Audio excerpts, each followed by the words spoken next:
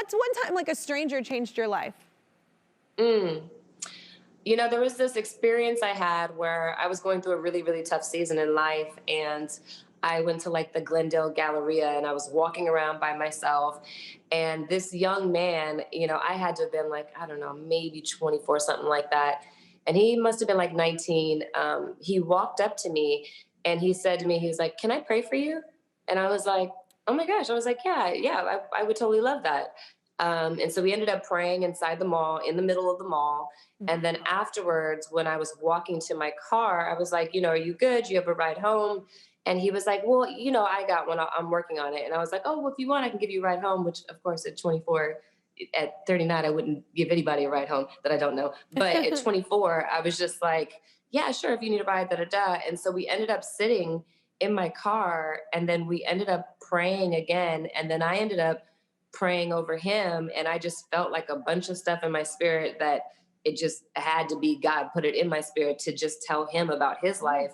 And then we both ended up crying. And Wow. then he was like, afterwards, he was like, "Okay, well, my ride's here." And I was like, "Well, let me get your number." So I got his number and I plugged it in my phone as Angel.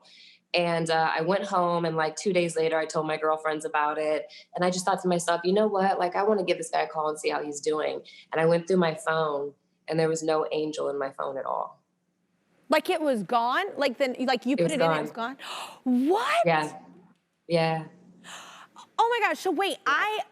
So I have a similar experience. It's different, but I just mean in the fact that like someone was there and then they were gone. Like it was the first time I got up to sing a solo. It was like a dessert theater or something at our school in like junior high. And it was the first time I did something and I did it and the show ended and there were a lot of different performers, all the, families were there or whatever, grandparents, all that kind of stuff.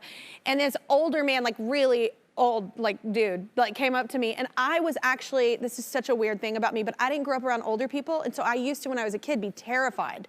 Like I would get so Oh, panicked. wow. It just scared me. And I just didn't grow up around anyone old. So like I never saw, and so it scared me. So when he came up and talked to me, I was just kind of frozen. But he said the weirdest thing.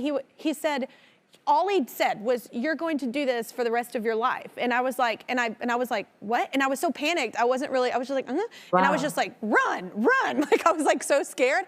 And so I walked away and then I felt horrible because I was like, did I say thank you? And I was like, and so then I started looking around and I was looking for this man and I couldn't find him. I asked everyone there.